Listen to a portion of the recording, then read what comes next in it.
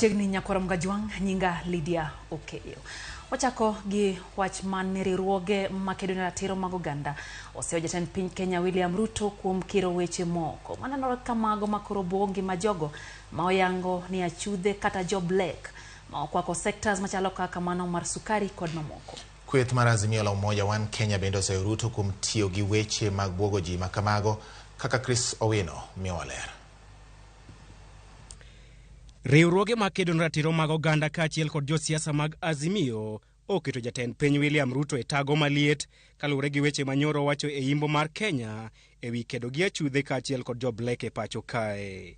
Kanyo loso e kaunti ma Bungoma, jatend piny owacho weche motegno ewi job lek e sekta mar sukari ka onyiso gi nyaka gilokore ka ok kamano to gidare pacho kae giikore mar dhi e polo kata top e jela.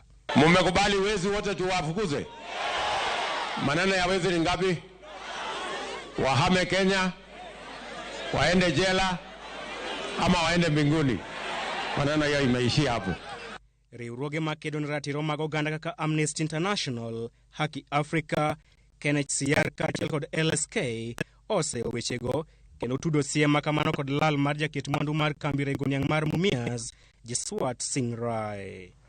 While the circumstances of his public abduction remain unknown, such statements by the president lend credence to reports that his abduction must have been related to the issues surrounding Mumias Sugar Company. Siem mar Ruto ne obiro thuolo machuok bang' ji momanore kod gik lweny mager ndhiyo kendo lal kod Rai kuom seche buora motelo ne weye thuolo. Riwruogego onyiso luoro margi ewi ting' mar rito ngima jopiny kaachiel kod ratiro margi kaluwore kod katiba weche ma oser lwedo kod senators mag Azimio. The unfortunate statements by the head of state call into question the government's commitment to upholding the right to life and protection of person against cruel and inhuman treatment, as well as the right to equal treatment before the law and the right to live anywhere in the Republic of Kenya. The Constitution of Kenya 2010, under Article 27, demands that every person has the right to life, and the President, being the Chief of the Armed Forces, has a duty to preserve and protect each and every one. Ruto ne ogolo siem mager ne jogo duto ma otero buche ewi nyiew kambi mar Mumias e doho, wach mar riwruoge mag oganda lero ni en ataro kod chik kaluwore ni katiba omiyo ng'ata ng'ata ratiro mar dhi e doho mar manyo ratiro mare.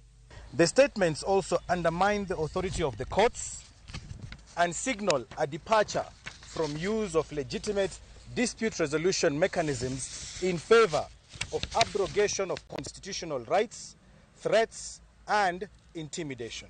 Azimio kod riwruoge mag jopiny bende onyiso luoro margi ewi weche mag jatend piny William Ruto ka gipime kod okang' mar nyono katiba kendo temo duoko piny Kenya e telo mar agoko. This is clearly unconstitutional and an attempt to return the country to the dark days of a repressive regime that violated human rights and freedom of the people of Kenya.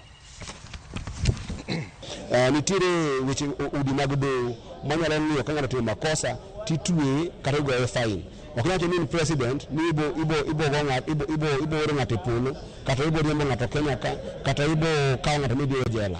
Mago eko gin timbe go eko mag dictators machon mane timo kane onge katiba malong'o. Weche mag Ruto bende ineno kaka yo mar temo ng'wano bad migawo mar doho kaachiel kod bad migepe mag sirikal mochung' kar kendgi ataro kod weche mane Ruto wacho e kinde campaigns. Josiasa machiegni kod piny owacho kata kamano negi paro mopogore ka giwacho ni weche mag jatend piny William Ruto ne en ranyisi ni oikore mar telo e kedo gi mibadhi ma ok donjore gi tije mag migepe mag piny owacho.